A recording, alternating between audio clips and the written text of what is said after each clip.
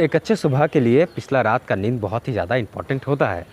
एक अच्छे सुबह से मेरा मतलब है पूरा दिन, आज का पूरा दिन हमारे कल की रात में बहुत ही ज़्यादा डिपेंड करती है। ये इस बात पर भी निर्भर करती है कि कल रात को हमने क्या किया था, हमने कितना खाना खाया था, कितने बजे सोया था और सोने के पहले हम लोग क्या क्या किए थे। ये बहुत ही ज़्यादा डिपेंड करती है रात को सोने का जो टाइम रहता है वो। अगर हम अपने सोने का टाइम को मैनेजमेंट कर लेते हैं तो हमारा सक्सेसफुल लाइफ में होना बहुत ही ज़्यादा इम्पॉर्टेंट हो जाता है और वहाँ पे हम लोग थोड़ा और ज़्यादा ग्रोथ हो सकते हैं, क्योंकि हमारे बॉडी और माइंड का एफिशिएंसी एक समय तक रहता है।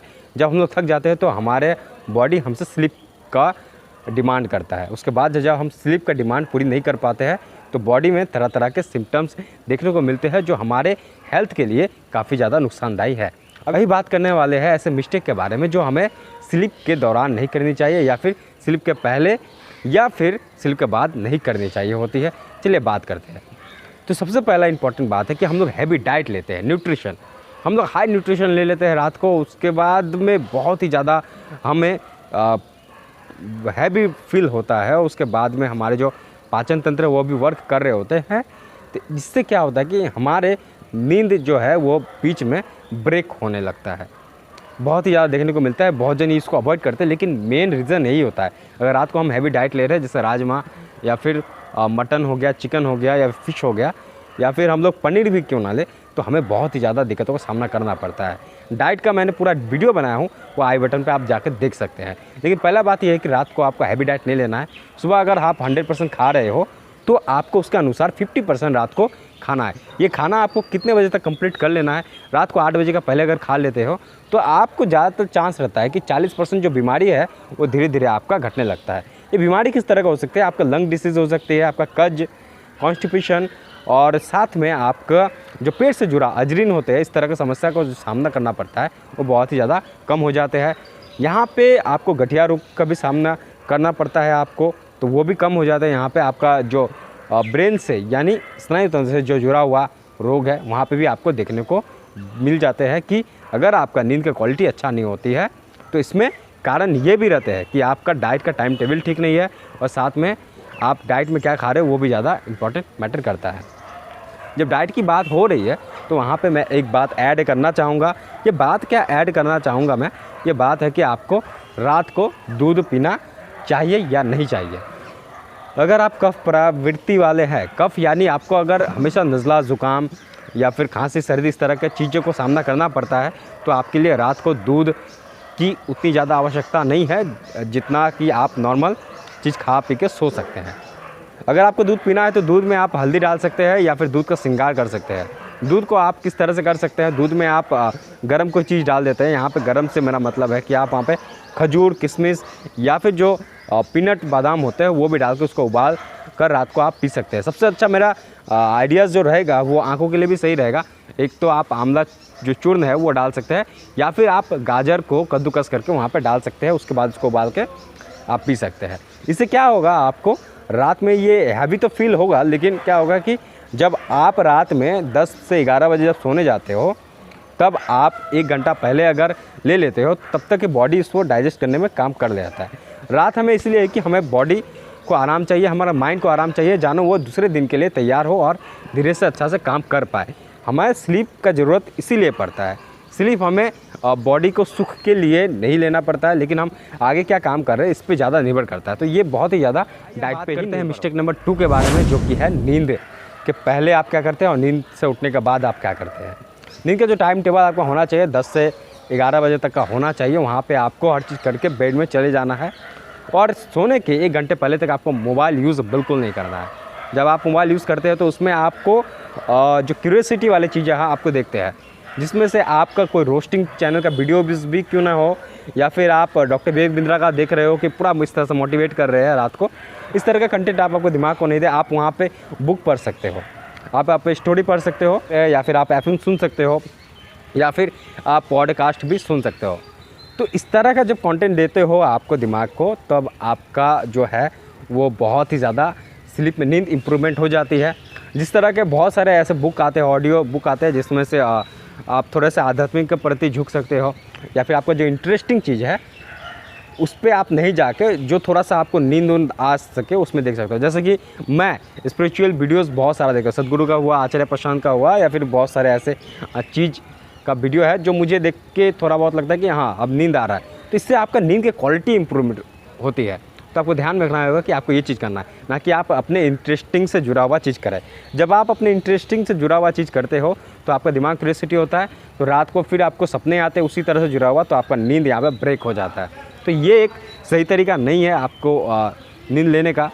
दूसरा मिस्टेक ये हो गया। और तीसरा मिस्टेक ये होता है कि रात को बहुत जन मोबाइल पे ही लगे रहते हैं। मोबाइल को अवॉइड करना है, ऑब्वियसली अवॉइड करना है। वहाँ पे आपको ऐसा चीज़ करना ही नहीं है जिससे आपका दिक्कत हो, जिससे मोबाइल आप रात को ज़्यादा यूज़ कर सकते हो। तो मोबाइल का जो ब्लू लाइट है वो आपका आँख को इम्पैक्ट करता है, ठीक है। सुबह भी उठते हैं तो सुबह उठने के बाद भी हम मोबाइल देखते हैं, नोटिफिकेशन देखते हैं, ईमेल चेक कर रहे हैं, व्हाट्सअप चेक कर रहे हैं, या फिर फेसबुक में देख रहे हैं। तो ये चीज़ ज़रूरी हो जाता है, पर ऐसा चीज़ ना करें तो ज़्यादा बेहतर होगा। आप सोने के घंटे पहले तो मोबाइल को अवॉइड कीजिए, बुक लाइए, बुक लाने के बाद में आपको ऑटोमेटिकली नींद आ जाता है।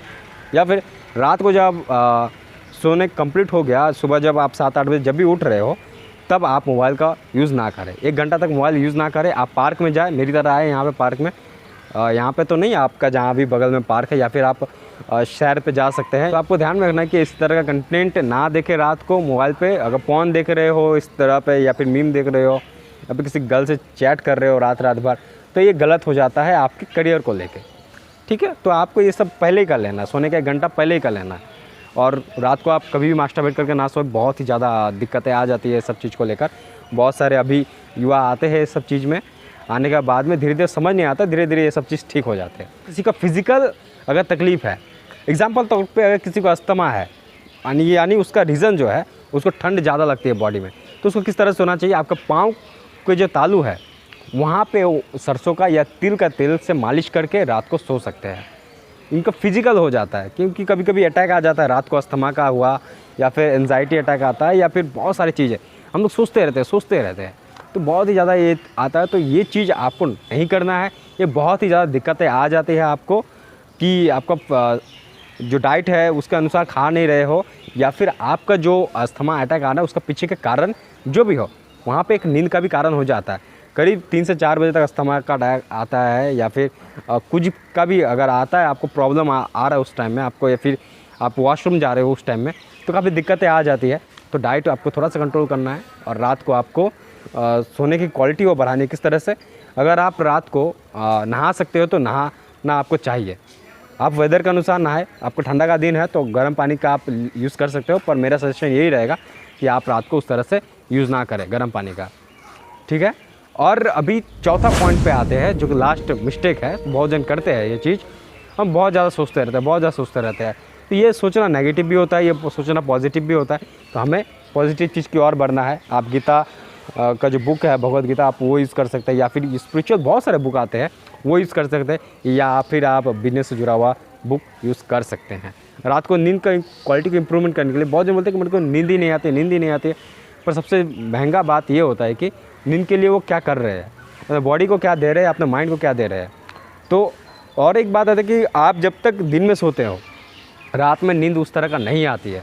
रात सोने के लिए होता है, दिन आपको काम करने के लिए होता है। ये वेदर पे बहुत ज़्यादा डिपेंड रहता है। तो आपको ध्यान रखना है कि आपको इस तरह की चीज़ें करनी है जो आपको आगे बढ़ाती है, जो आपको नींद को इम्प्रूवमेंट बहुत ही ज़्यादा करती है। तो ध्यान रखने वाली बात यही है। और ये सारा मिस्टेक हो गया कि आपको इस तरह की चीज़ नहीं करनी है। इसमें ही मैं बता दिया हूँ कि आपको क्या करना चाहिए, क्या नहीं करना चाहिए, ठीक है। ये चीज़ करना, सोने का पहले आपको क्या करना है कि आपको अगर सच में दिक्कत है नज़ला ज़ुकाम इस तरह का, तो नाक में आप घी डाल सकते हो, या फिर आप कान में तेल डाल सकते हो, ऑयल डाल सकते हो सोने का पहले। इससे क्या होता है कि आपका जब सब चीज़ यहाँ पे खुला रहता है, नाक सांस जाने में ठीक हो रही है, लंग्स में आ रही सांस, तो आपका नींद आराम से कंप्लीट हो जाता है। ये सारी चीज़ें हो जाती है आपको ध्यान में रखने के लिए कि आप अपने नींद के लिए क्या कर रहे हो। तो वीडियो को यहीं ख़त्म करते हैं। वीडियो अगर पसंद आती है तो लाइक करें, कमेंट करें, सब्सक्राइब करें। अगर आप फेसबुक में वीडियो देख रहे हैं तो वीडियोज़ को फॉलो कर दीजिए, वीडियोज़ को लाइक भी कर दीजिए। शेयर करना बहुत ही ज़्यादा इंपॉर्टेंट है। बहुत दिन से मैं वीडियो बना रहा हूँ, उस तरह का व्यूज़ नहीं आते तो फिर आगे का वीडियो बनाने का मन भी नहीं करता। और हाँ, एक बात है कि आप सोने के लिए मेरे वीडियोज़ को भी देख सकते हो। जब आप सो रहे हो तो मेरे वीडियोज़ को देख सकते हो, क्योंकि मेरा वीडियोज़ में आपको ज़रूर नींद आ ही जाएगी। चलो।